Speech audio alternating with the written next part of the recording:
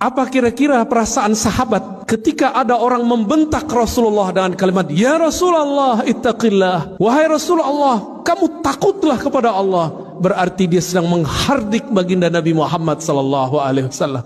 Apakah Nabi membalas? Tidak. Apakah Nabi membalas dengan kata-kata kasar? Tidak. Nabi diam. Itulah Nabi Muhammad sallallahu alaihi wasallam. Tiba-tiba Sayyidina Khalid ibn al-Walid sedang menghunuskan pedang. Tangannya gemeteran, menahan emosinya melihat kekasihnya Rasulullah dihardik oleh seseorang. Apa kata Khalid? "Wahai baginda, izinkan aku untuk menebas lehernya." Nabi dihina, tapi beliau tidak membalas menghina. Apa kata beliau? Biarkan dia. Mungkin dia masih sholat. Wahai Rasulullah, dia tidak sholat dengan hatinya. Hatinya busuk, wahai Rasulullah. Apa kata Nabi kepada Khalid? Wahai Khalid, aku tidak diperintahkan an unaqiba ma fi sudurin nas. Aku tidak diperintahkan sama sekali untuk mencari tahu isi hati manusia. Tidak jadi juri hati orang, niat orang. Akhirnya Khalid langsung memasukkan pedangnya yang tadi sudah hampir terbang melayang, membunuh orang yang kurang ajar kepada baginda Nabi sallallahu alaihi wasallam. Lihatlah akhlak beliau, dicaci, dihina, biasa saja. Tidak balas menghardik, diam, dibiarkan. Kenapa? Ternyata di saat itu beliau dapat wahyu. Apa isi wahyunya? Beliau mengatakan, "Saya khuruj min di'di hadzal rajul." Akan keluar dari generasi laki-laki tadi yang menghardik baginda Nabi sallallahu alaihi wasallam. Qaumun yatluna ayatillah. Sekelompok orang yang mereka fasih baca ayat Allah. Yatluna ayatillahi ratbah. Baca ayat Allahnya sangat fasih, hafalannya ratbah, sangat banyak dan lancar. Tetapi Al-Quran yang dia baca tidak tembus kepada kerongkongannya, apalagi ke dalam kolbunya. Tapi kemudian Nabi bersabda, inilah kalam yang sangat berbahaya. Inilah kalam yang disimpan Nabi. فَإِذَا لَقِيتُمُوهُمْ فَاقْتُلُوهُمْ. Jika engkau bertemu mereka, inilah yang sulit diterjemahkan. Apa terjemahan faqtuluhum? Apakah diartikan membunuh atau diartikan memerangi? Ulama kita memilih untuk zaman sekarang diartikan maka faqtuluhum bimakna faqatiluhum. Maka perangi mereka. Dengan cara apa? Dengan cara mereka memerangi kita. Jika mereka memerangi kita dengan cara opini, perang lawan opini.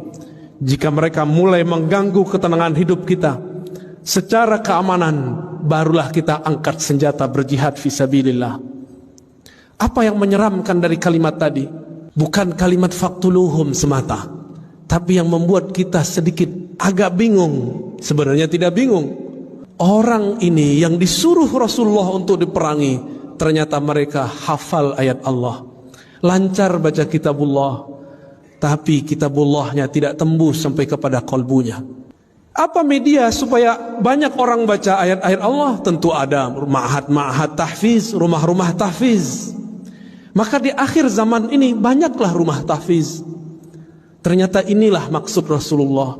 Nanti di akhir zaman kalian akan menemukan banyak rumah-rumah tahfiz. Apakah semuanya salah? Belum tentu. Semuanya benar? Belum tentu. Jika bersumber pemahamannya, seirama pemahamannya dengan orang ini yang dia merasa suci, bahkan berani mengkritik baginda Rasulullah. Rasulullah sudah wafat. Kalau zaman sekarang mereka berani su'ul adab kepada para guru, para masyayikh. Kita boleh menasihati orang, tapi jangan menghardik orang. Orang-orang ini menjadikan ayat sebagai alat untuk menghardik. Lafaznya sama, dari dulu sampai sekarang orang-orang ini pasti kalimatnya ittaqillah, bertakwalah kepada Allah, seakan-akan dia paling bertakwa di alam semesta. Jemaah Jumat yang dimuliakan Allah, maka rumah tahfiz yang kita bina, ma'had tahfiz yang kita punya, yang kita wakafkan, harus betul-betul dijaga. Jangan sampai kesusupan pemahaman pengikut orang yang ini. Mohon kita semua menjadi pengawas lembaga-lembaga wakaf. Mohon kita menjadi semua pengawas rumah-rumah tahfiz. Apakah ini mengajarkan kurang ajar kepada Rasulullah, kurang ajar kepada pewaris Rasulullah, atau mereka yang mengajarkan cinta kasih, adab kepada wali Allah? Bapak, saudara, sahabat jamaah Jumat yang dimuliakan Allah, berdasarkan hadis ini, ulama-ulama kita sekarang mulai kebangkitan, mulai sadar kita mesti bersanad, mesti bersilsilah, mesti berguru dalam ilmu apa saja.